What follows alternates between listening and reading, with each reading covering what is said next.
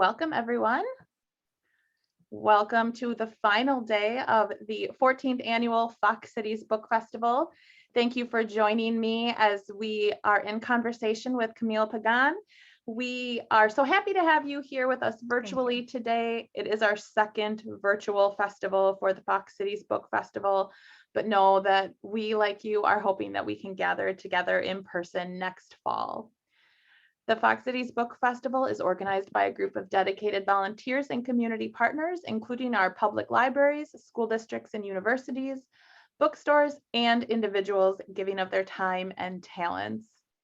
We are able to bring all of these events to our community without financial barrier, thanks to the generosity of our donors and supporters. They understand the value that access to the arts has on individuals, students, and the greater community.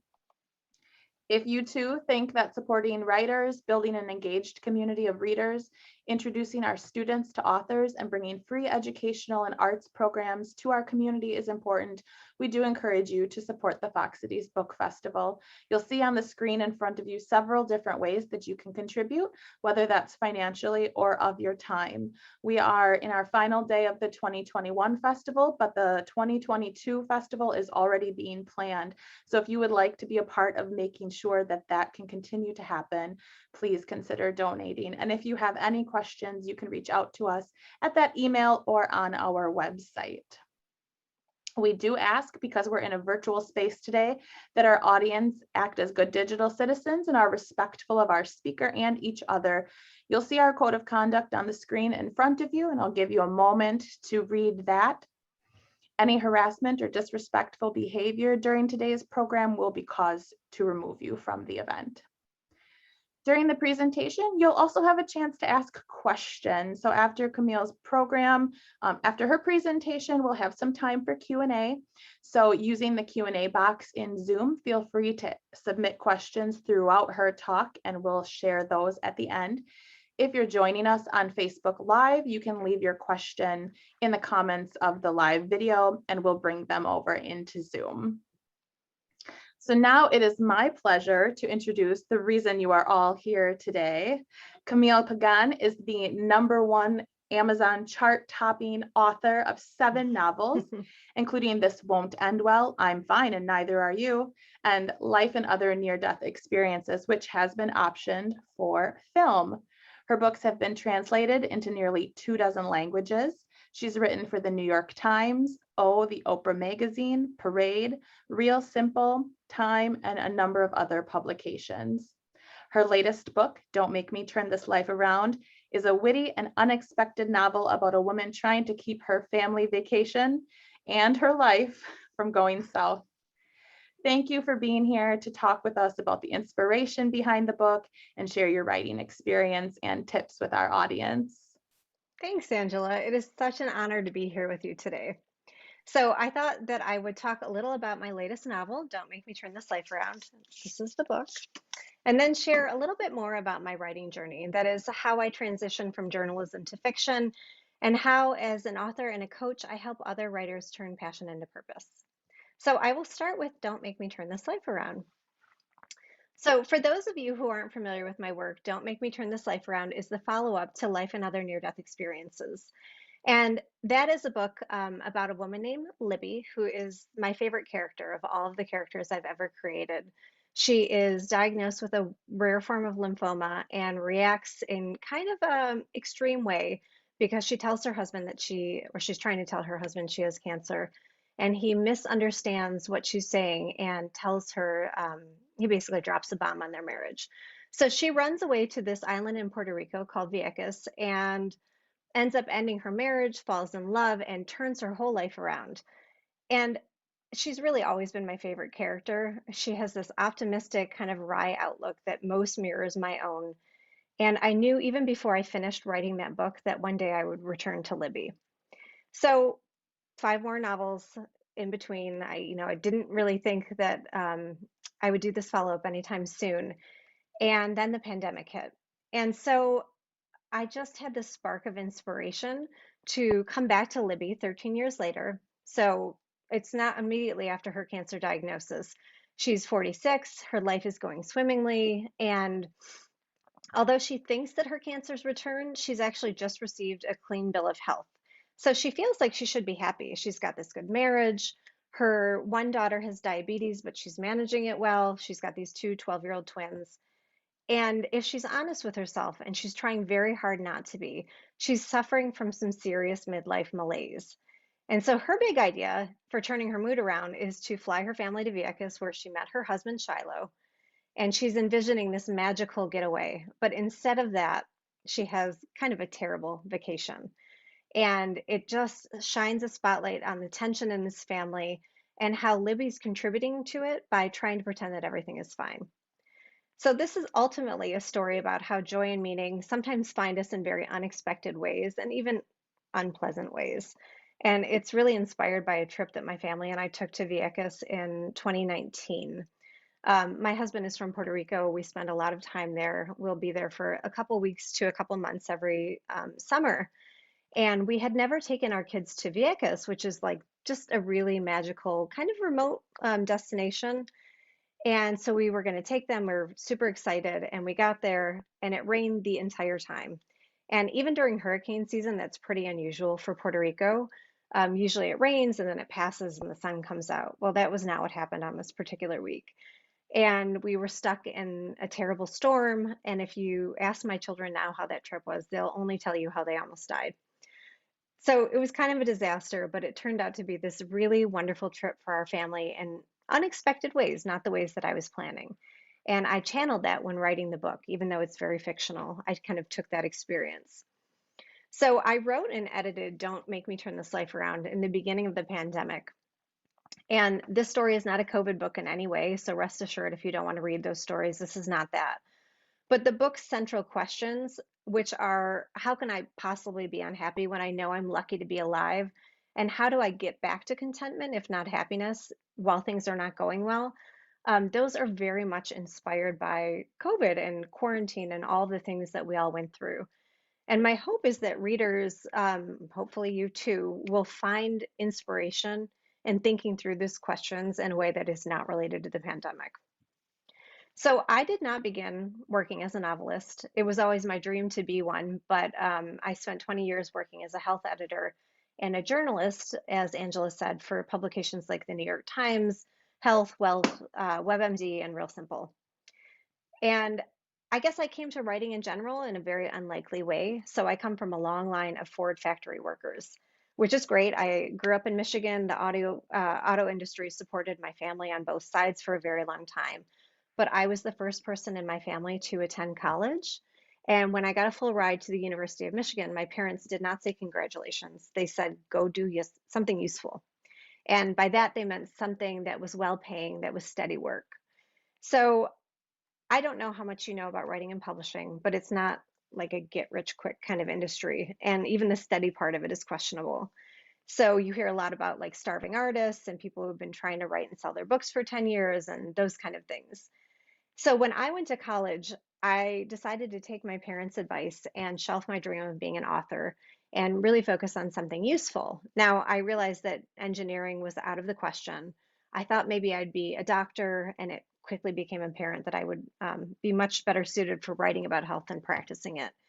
And so I combined my career dream of writing and my interest in health and became a health editor. I attended this postgrad course called the Radcliffe Publishing Course at Harvard, and then went to work at Fitness Magazine, which is no longer in existence, like so many magazines, and then went on to work at Lifetime, which then had a magazine, and they had an online component. And during those 4 years of editing, I quickly realized that I wanted to be writing the stories instead of editing them. So I became an independent journalist in, gosh, that was 2004, and really never looked back. So health writing was a good, lucrative career, and I really found it useful and I found it very satisfying. I read studies, I interviewed physicians and scientists, I distilled all of that information into this kind of user-friendly, readable article format, and it was a very in-demand skill. But when I turned 30, I had just had my daughter, my eldest child, and a really good friend of mine died of colon cancer. And it was one of those moments in life where everything kind of changes for you and everything becomes crystal clear. And I thought to myself, life is really short and I still want to write a book and I need to just go do this. So I sat down every night, even though I'm very much not a night person, after my daughter went to bed, and I just wrote and I wrote and I wrote until I had a draft. And that book became The Art of Forgetting, which was my debut. I sold it at auction to Penguin Publishing, and have since written 6 more books and just put out, well, I just finished number 8 and I'm working on number 9 right now. So I say all of this because it sounds like a best case scenario, but there was a very winding path for all of this to happen. And there were a lot of roadblocks, which kind of brings me to the passion and purpose part of our talk today. So I think that, it's no surprise to anyone listening that being a woman in the world today is a pretty tall order. Even if you are ambitious and organized, you still have bills to pay, you have people to take care of. And for a lot of us, that's not even just children or partners anymore. It's also like our parents, in my case, and in many other people's cases. So there are glass ceilings to shatter, there are barriers to break through. Women are still doing more work, even if they're the breadwinner, they still put in 4 extra hours today. And I say all of this just to kind of highlight the point that it's hard to find space and mental energy to identify what you really want to do, the thing that you were put on this planet to do, and then devise and implement a plan to do that. And I feel like when we look at it big picture, it really sounds like a lot, but it doesn't have to be. Um, what I didn't share earlier, and I don't know if I even told Angela this, is that in addition to being a novelist and now a former journalist, I'm also a certified coach. So I work with writers and I help them identify basically a career path. I'm kind of a career coach for writers and create a like fulfilling, lovely livelihood out of writing. I think that's something that we're told isn't possible, and it very much is. I do it every day, and that inspired me to become a coach. So when I'm working with clients, one of the very first things that I tell them in order to like make their passion their purpose is to banish the word should from their vocabularies. I think that it's often the single biggest thing standing between many of us and our dreams. And just one second. So if you think about what that word is, it's really like loaded with guilt and shame. It's means that you're not doing something that someone else wants or expects you to do. And I think the important part of that is the someone else. So it's not just the overbearing boss or mother, it's like the people who love you also have ideas for what you should be doing with your life. And a lot of times we internalize them at the cost of our own dreams. So for me, the sales of my debut novel were dismal. They were not what my publisher expected. And my then editor wanted me to write a historical fiction novel. Other people had different ideas for me. I kept trying to write books that other people told me I should write, and they were all really crappy. So I wrote 3 books in between selling my debut and my second novel, and there were almost 4 years in between that. So then one day I sat down and I was just fed up, and I was upset about not having published anything and really just grappling with everyone else's expectations. And I thought, forget that. I'm just going to write a book for myself. And that book is Life and Other Near Death Experiences. And it has sold hundreds of thousands of copies. It's been optioned for film. It's probably my most successful novel to date. And it was a joy to write from start to finish. And it really informs the way that I approach my work as a novelist now. If I don't feel joy, I don't write the story. I really try to back away from anything where someone's telling me I should write it and do what basically my intuition and my heart say to do. So I think that if you are out there thinking of doing something, whether it's writing a novel or doing a passion project, something that is on your heart but doesn't sound like the best idea, I would encourage you to just forget what everyone else tells you will make money or is a viable path or is successful, and think about what do you really want to do? Like what brings you joy? So I know that not everyone wants to be a writer and not everyone has a childhood dream that lasts all the way to adulthood. I feel really lucky that that was my path. But I think that there are questions you can ask yourself. So one is like, if I won the lottery, what would I do with myself? What lights me up? What brings me passion? So that could be volunteering. It could be spending time with your children. I think you're looking for joy. That's really the sign that you're on the right path. So the other thing that I encourage my clients to do, and when I mentor writers also, I ask them to just Marie Kondo their lives. So you have to clear the clutter to find the good stuff. And I really think, and this is kind of controversial, but I don't think leaning in is the solution. I think it's often we lean out and we make time and space for our dreams. Because I know that, like, for myself personally, the more I do, the more I lean in, the more I'm like just trying to cram it all in there, the more exhausted I am, and then the less clearly I think, and then my work suffers. So I think the big breakthroughs really come from leaning back, giving yourself space and time, thinking about what lights you up again, giving your brain room to breathe. I really believe that you have to make space for your dreams. So, no, you cannot ditch your family or your job. In practical terms, I think this means setting aside an hour a day or even 30 minutes if that's all the time you have, and where you're actually doing the work and then giving yourself space to think about the work too. So for me, that means I don't take calls or coach or do any appointments between 9 and noon every day. That's really my writing time. It's sacred to me. It didn't start that way. I wrote my first book at night because that's the time that I had. And as my career progressed, I started saving the morning time when I'm more fresh. But even today, that means, not having drinks with my friends. It means not necessarily watching a TV show with my husband, or taking on more health assignments. It means really making that space for my dream. The other thing that I think about a lot is asking myself, like, is this a heck yes or is it a no? So if it's not a heck yes, then I just don't do it. For example, when Angela approached me about giving this talk today, it was a heck yes. I was like, oh, this would be fun. I think it would be beneficial. That's a no-brainer. If there are other opportunities that come to me and I don't think that they fit in my general vision or my mission, or they don't sound exciting, I just don't do them. And that allows me to write 2 books a year. That's really what I've been doing lately. So I just want to encourage you to get rid of the obligations, the commitments, and even some of the relationships that crowd out your dreams. I find that generally when we do this a year from whenever you set that goal for yourself, you wonder why you hadn't done it even earlier. So the third thing that I want to share with you today, if you're thinking about writing a book, is to begin telling yourself a better story. If I could leave you with one thing today, this would really be it. 85% of Americans want to write a book, and less than 0.1% actually go on to do that. And the reason why that happens is generally because people are telling themselves it's not possible. So the median income for writers is $6,000 a year. A lot of people don't get published. You hear these stories, like I said earlier, of toiling for 10 years with nothing to show for it. And I think one of the only reasons why my colleagues and I were able to not live that experience is because we decided that was not our story. So I think you really have to believe in yourself, and you have to believe every day, even if you're fighting the battle and listening to all of these negative things. For example, I'm on a lot of writing boards, and if you're on Facebook or Instagram, there are people who are really well meaning that are going to tell you that if you can do anything else, you should do that. Keep your day job, all of that. And I just think back to all those years ago, 11 years ago, when I first started writing, and how if I had bought into those stories, I would not be here today. I think that it really becomes a self-fulfilling prophecy at some point. And so instead of thinking about all of those stories, you really want to be able to, like, think about the way forward, think about what you really want and focus on that. And lastly, I think that you have to give yourself permission to change.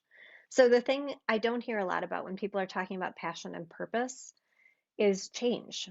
Once others begin to think about you in a certain way, they begin to think about you only in that way and that exact way. And they really don't like it when you change lanes. So I found as a journalist, I was really making a great living. I was very good at health journalism.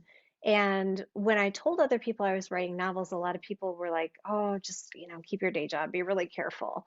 And they meant well, but they didn't see the road for me. And I had to be very careful about protecting the story that I was telling myself and protecting my dreams. I think that people do mean well again, but they also like boxes they can check and they like predictability. And I have found even when I have changed lanes as a writer, when I write different things, there's a lot of like, oh, but you tell this kind of story. And the reality is, change is really exciting to us. It lights us up, it's a source of motivation. It gives us the fuel that we need to do things like write entire books. And so I just want to encourage you to embrace change. Um, I want to just share one quick story about how I experienced this in my own life.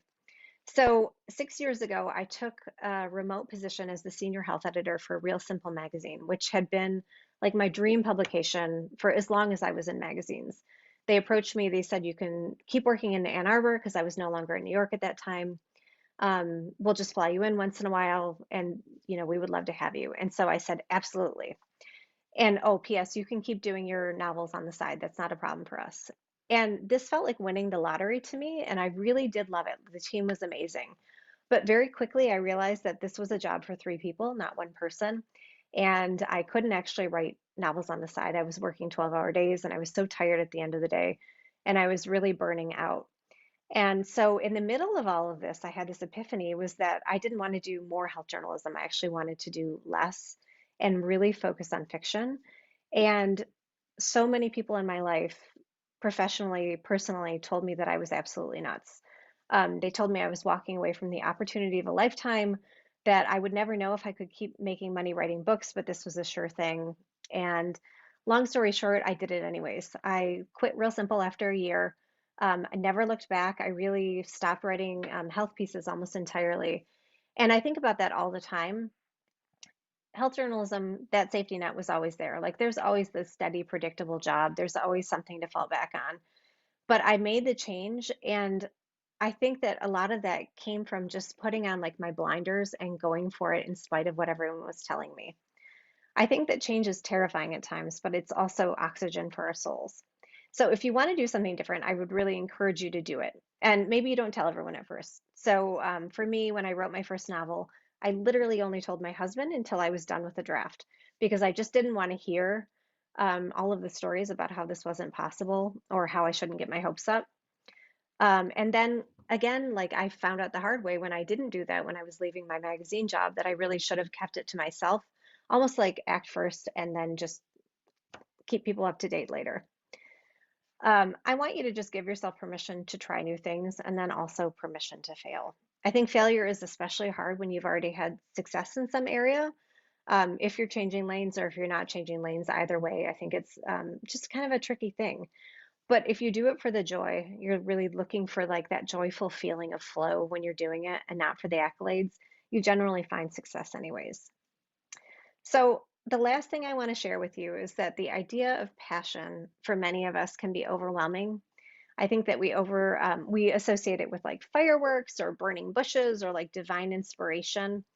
And I think that it's useful to sometimes forget about the burning bushes and look for like less obvious but more common threads. And for me, that's just coming back to your mission as a person. So my mission is to inspire people to live their best lives. If you read all of my novels, there's just one common thread, and that is basically how do we make the most of this very short life that we're given? And so whenever I'm not sure of what to do next, I just remind myself of what my mission statement is, that I'm trying to do that, and I begin to find passion in that thread. And that thread is also in other places in my life. It's in my health stories. It's in how I parent. It's how I work with clients and other writers. It's really who I am. I think that we think of passion as like kind of a feeling, and I guess it is and can be, but it's also an everyday act. It's how we show up for our lives and for the other people in our lives. I think it's a passion, commitment to living intentionally and carving a path that might not look like the path that you have seen other people carve before. It's about staying true to who you are and really doing that even when it doesn't make sense to other people. So it has been a pleasure speaking with you today. I'm happy to take any questions about my books, writing related, whatever questions you might have, I'm happy to answer. Thank you. Thank you so much. I have to say that I really appreciated you talking about finding that balance between passion and like the Oh, thank you. practicality, right? You still need Yeah. to, it's still a job and a business, but and I thought it was really inspiring over and over that you've mentioned mission, and it's very obvious that you've spent some time developing what that mission is for you as an individual and as a writer, and Yeah. knowing Thank like you. it's obvious in how you talk that that mission is really the guidepost for how you've built your career. So that's really just inspiring to see as you Thank you. whether being a writer or not. So thank you for sharing Yeah. that with us too. So to our audience in Zoom or on Facebook, please, if you have any questions, you can submit them in the Q&A box or in the comments on Facebook. But until then, I will jump into my questions too. And I see we've got a couple in the Q&A as well. But Awesome. just to start, can you tell us the first book that you remember reading, the one that made you think, I want to be an author, the one you couldn't stop thinking about? Yeah. So I think, but it could have been something else. There's this dress called, there's this book called 100 Dresses. And the author's name is something Estes. I remember reading that as a very, very young girl and just thinking like, oh, someone wrote this. And then later it was The Secret Garden. Um, I just, those were the two where I recognized, like, I disconnected as a reader and understood that someone had created the experience that I was having as a reader myself, like that there was a writer attached. And then obviously I was a voracious reader. And I remember being 17 and my aunt and uncle took me on this trip to Vermont and I really hadn't been anywhere in the world. And, that was the first time I'd ever gotten on a plane. And they too were readers. And we were on this covered bridge in Vermont and they were asking me what I wanted to do with my life. And I kind of, whispered that I thought about writing sometimes. And they're like, you can absolutely do that. And it was the first time anyone had told me this was possible because as I mentioned, like my family, the rest of my family was very much like that's pie in Mhm. the sky, that's crazy. And it was a very clear moment for me that I held on to for the next, gosh, however many decades until I actually started doing it. Like just that this is possible. I try to just remind that when I meet with young writers, like just to Mhm. tell them that this is a possibility. Because I do think the world is just filled with people telling you that it's not. And I don't know, maybe that's because they haven't done it. I don't It's know. nice to know that there's someone with that voice telling them that it is possible. Yeah. Yeah.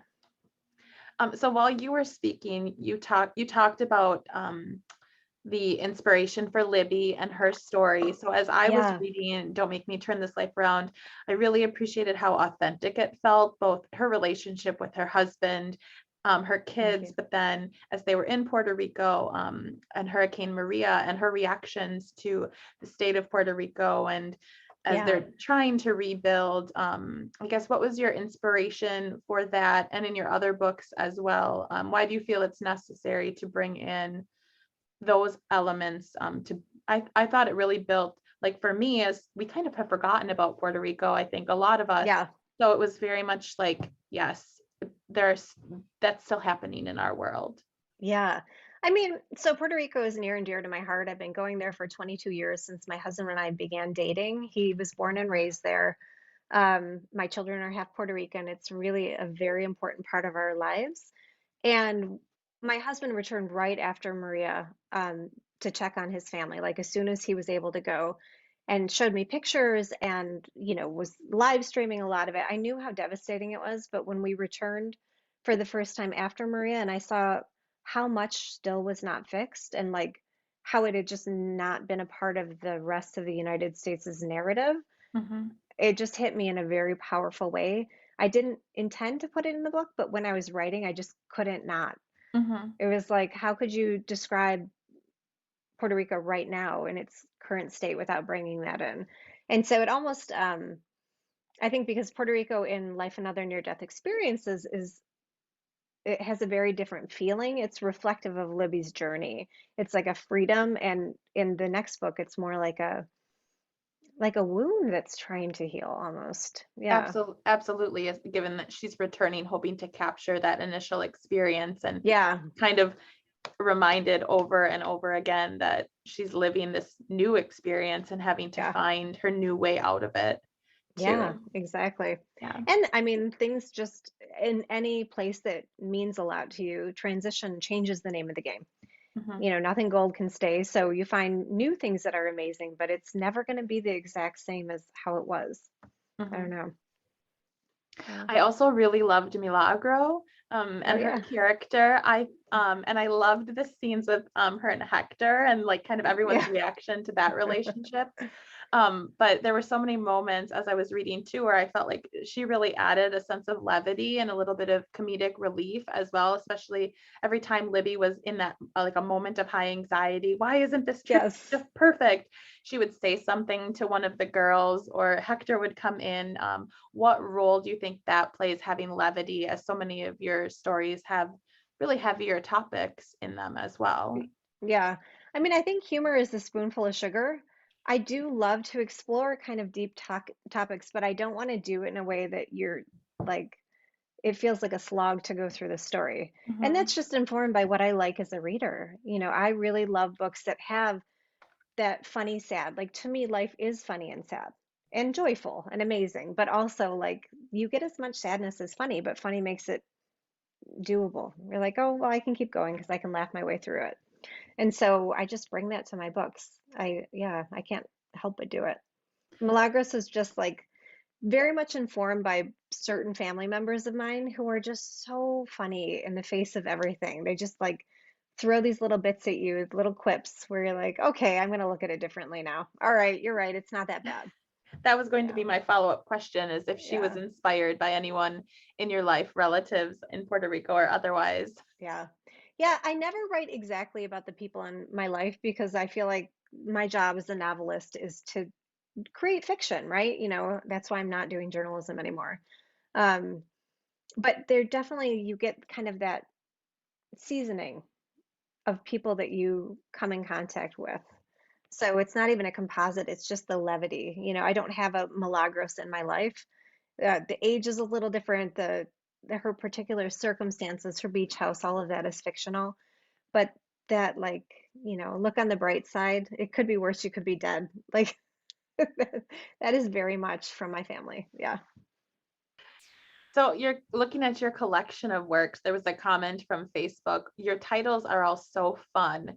Do Oh, you have thank you. any role in creating them? Do you write them, or is that All of assigned them. to you by the publisher?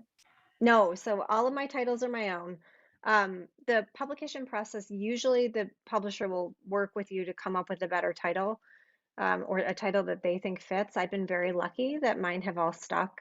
For me, it kind of informs the story. So I start writing a chapter, Mhm. maybe two or three, but by the time I'm about three chapters in, I usually come up with the title, and then it tells me, it almost shapes the story in a way, like, oh, that's where this is going. Mhm. Like, I'm fine and neither are you is about this woman who's like going through the motions. She's the breadwinner, she's trying to keep everything afloat. And I wrote the first chapter, and she didn't even say it in that part, but I just thought of her saying, like, I'm fine and neither are you. And I was like, well, that's my title. And so I always feel sheepish telling my team what the titles are. Like, I always have this moment of like, oh, is this one really going to fly? And then they're like, oh, yes, this is great. And then the rest is history. Yeah. Clearly it's working for you. Thank Just you. keep doing what you're doing. Thank you. Um, oh, as you were talking, I had thought of a follow-up question, and it just slipped my mind. But let's see. We've got a question from Allie. Can you describe your writing routine? You mentioned like preferring to write in the morning, but Yeah. do you work in the same space? Do you listen to music? And then how do you manage the creative process with sort of hmm the business of writing? So I'm a creature of habit, like very much so. I try to write at the same time every day. And this is where I guess my journalism and coaching can't help but sneak in. Like you literally create neural pathways doing something at the same time every day. So it feels easier. It's the closest thing to a shortcut that there is. And so I just sit down, my brain knows that this is go time, and then we literally go and I work on the story. I like to write. So where I am now, I have this very long desk, and this is like my coaching slash event side because everything has been on Zoom for the past year and a half. And then I have my writing side on the other side. I don't listen to music. I need to be kind of listening to the voices in my head, and that gets in the way of it. um, yeah, I get my coffee, I sit down, I write on paper when I get stuck. That's part of my process of just getting my brain going. If I don't know what's next, I just start scribbling. Yeah. Do you Oh, carry with business. you? Oh, Uh-huh. oh yes, I forgot about the second part too. Yes, managing then, like when do you find time to do all of the other Yeah. stuff it takes to make the book happen? So It really is seasonal in that if you write a book, then you have a little break, and then you go into the editing of a book, which I just maintain in that 9 to 12, and sometimes it'll be like 8 to 12. Same sort of thing. Um, and then I spend at least an hour a day, usually the same time, marketing, doing what my publisher needs me to do, giving feedback on things, interacting with readers. And by doing it every day, it doesn't become this monumental task. I think that's for me and for most people when it becomes overwhelming is when you've put it off for a long time and suddenly it's like, oh crap. And some stuff I just let go. I'm not on Instagram as much as I should be because I'm writing. It's fine. Like there are just decisions that are made along the way. Is there something, can you tell us like something that you've learned since publishing your first novel that you Yeah. wish you knew then that you know now? Like just one of all the things you know. So I'm going to give a funny one. I would not have put the F word in my debut novel. So readers are very particular about this, and some authors fully embrace it, but I don't swear a lot in my real life. And I did put it in the book to make a point in this one area, and I had so many reader complaints that for my next book, I just decided like I don't need this to create a stronger story, so I'm going to leave it out. And now I get none of my other books have any cursing in them. And I get so many thank yous from readers. It's the weirdest little thing. And you do get to choose, but they often say like, thank you so much for just like having a clean book. And I don't know. And so I think I would have told myself it's just easier to think about like, is this the hill you want to die on or not? Like there are certain decisions where you go one way or you go the other way. How explicit are your love scenes? What kind of language do you use? And just choosing and kind of staying there. Yeah. How interesting. Yeah, Almost isn't like it? there's I think like a disconnect even between like women's fiction and romance that Oh, they're for sure. that they're not understanding that there are very different elements in them and one is not the other always Yes, forever. exactly. Let's see here. Another question that came in, what do you find most rewarding about being an author, particularly of women's fiction? And then is there any other genre you'd like to try or try again? Oh, I like that question. So, most rewarding with every book, I'll get one or two emails where someone just reaches out to me and says, I needed to read this book at this exact time. This was exactly what I needed right now. And they're never, it's not things I could anticipate. So I'll give you an example. One of my books, Woman Last Seen in Her 30s, is about a 53-year-old protagonist whose marriage has just fallen apart.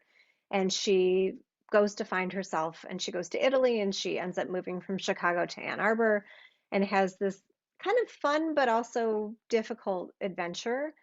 And I had several people email me about this book who were like, you got me through this terrible time in life. And none of them were in their 50s. I don't like, I could never have known that writing that book would touch those particular people. And it just did. And so I feel every time I write a book, I know there's one or two people who just really need to read it. And that takes the ego out of the process. It makes it really joyful for me to just kind of like put it out in the universe and let it go. It's really wonderful.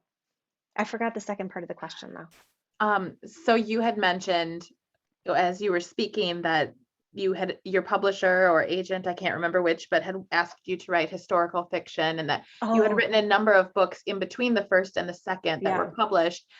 So having had that experience, is there a different genre that you'd like to go back to or something you have never tried that you'd like to try? Yeah, I can't believe I forgot that one because that's great. I will never write historical fiction. I would be willing to send $100 to anyone if I'm wrong. It just is not, it doesn't match my voice.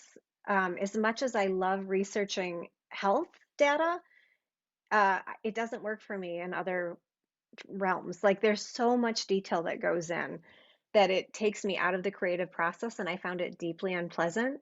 I like to read historical fiction. I'm really like in awe of writers who do that because it is so difficult. So that is not for me. I can say that with certainty. And yeah, I think that I would absolutely write romance at some point.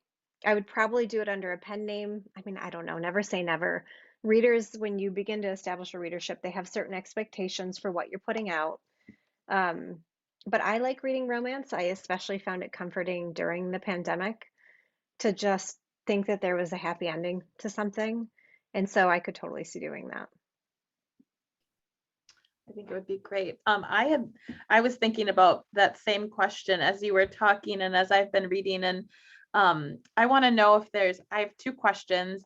The Yeah. second, if there's another book for Libby, but Hmm. would you consider writing YA from the perspective of her daughters?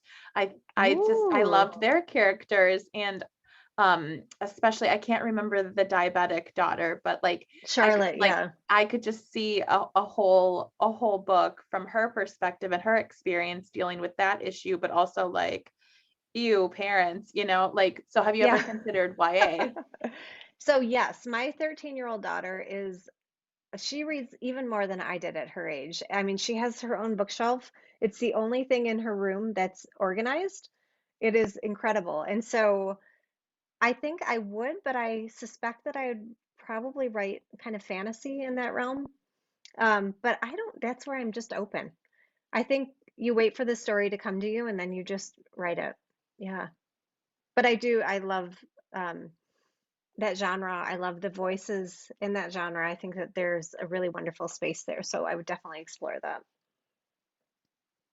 Can you talk a little bit about, and I know we've talked about so much already, so if you've covered this, please excuse it, but Yeah. um, your actual writing process. So we like to ask our authors, are Oh, you a yeah. pantser or a plotter? And it a part of me, I feel like you would be a planner because you have that Yeah. routine, but then a couple of comments that you've made you're very inspired by the world around you. So Yeah. do you know how the characters will end before it begins, or do you start Yeah. with that spark and just progress forward?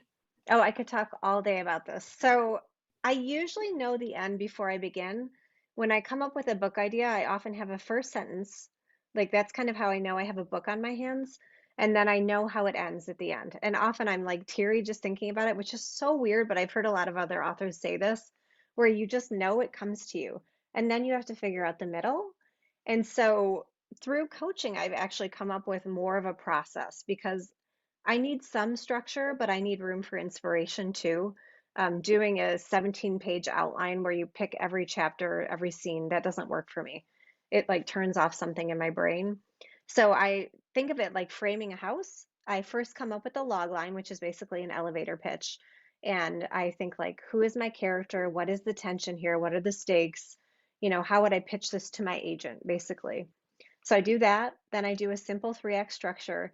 And then I write a synopsis, which for those of you who haven't done this, it's basically jacket copy. You could also use it to like query an agent. And if I have those 3 pieces and they all make sense to me, I know I have a book on my hands. And then I start writing. So it's not like save the cat, 40 different scenes, everything gets moved around. It's just what's going to happen in the middle? How does she end up? Who is she when the book begins? Who is she when the book ends? Those are just big questions that allow me to come up with things that make sense as I'm writing. Yeah. Since you've gotten into really like this routine of writing, and as you've built this house structure, as you're just about to hang the drywall, have you Yeah. ever gotten to the point where you're like, absolutely not, and then scratched it and had Yeah. to start Many over? times. Yeah. My best friend always reminds me that I have often written 5,000 words and then came up with a new book idea. And every time I'm shocked that this has happened. I'm like, how could this happen? And she's like, this happened last time and also the time before.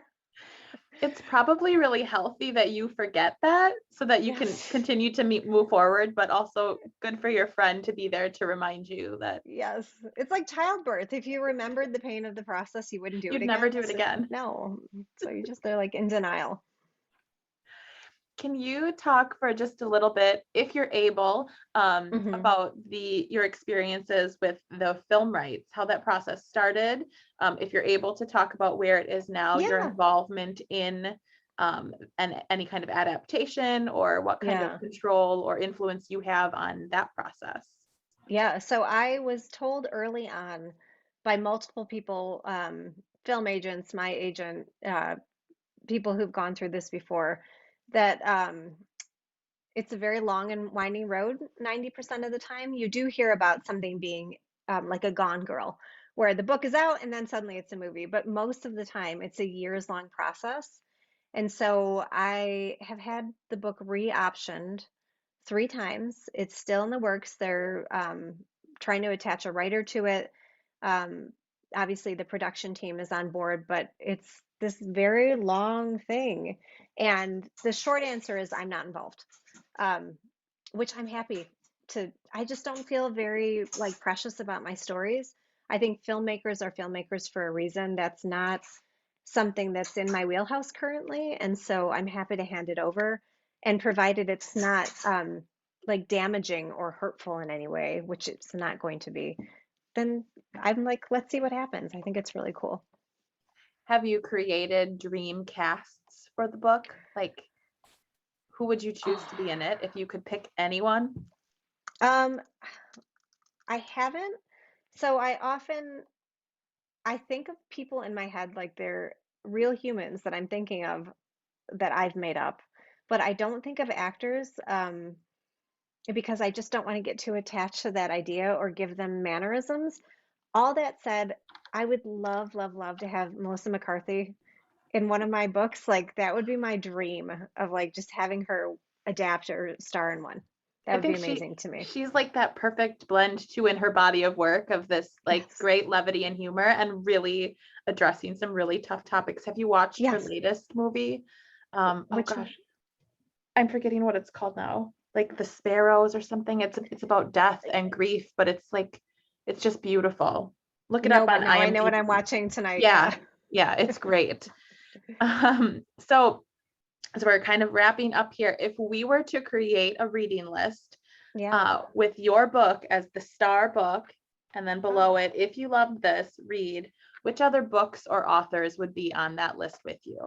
Oh, so obviously Kelly Harms. She is a really good friend of mine. I talk to her like every other day. And her books to me are just so similar in tackling big topics in a really lovely, funny, breezy way. Um, who else comes to mind? Allison Wynne Scotch. She and I share an agent. I think our books are very similar in tone. I love Maddie Dawson. Um, Matt Haig. I know his books are like blowing it out of the water, so I'm almost embarrassed to put him on that list, but I think he really brings this insight to big ideas in a way that I love and would love to like do that in my own work too. Yeah. Wonderful. That's a great list. Thank We're you. lucky to be alongside you. Oh, you're And too then kind. my final question, knowing that you are also coaching writers, but a very Hmm. successful writer yourself, what is the best piece of advice you have ever received? And then alternate to that, what is the worst piece of advice you've ever received?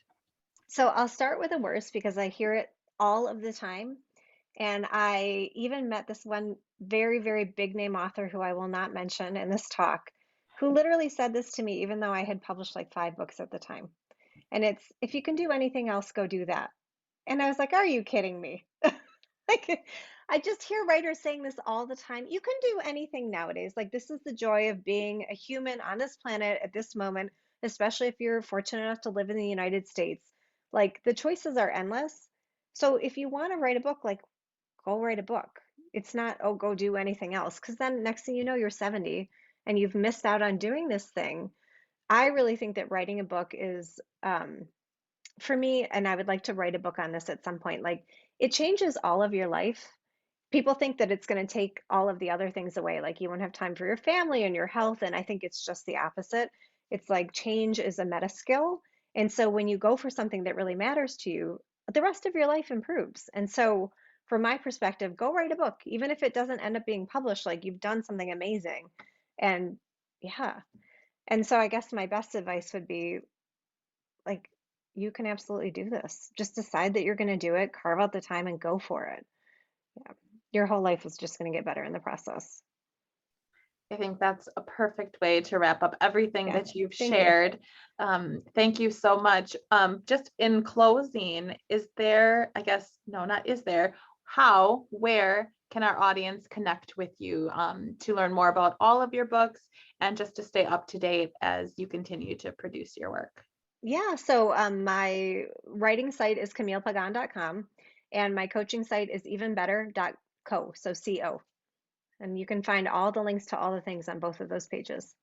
Wonderful. Well, thank you, Camille, so much for Yeah, being with truly my us and pleasure. sharing your passion and your journey with all of Thank us you. today. To our audience, thanks for joining us. We do still have a few events left this evening on our final day of the Fox Cities Book Festival. So be sure to visit foxcitiesbookfestival.org to see who we will be chatting with yet this evening. Thank you again so much for being here. It's been a pleasure My talking with pleasure. you. Thank Same. you. Thank you. Bye. Bye.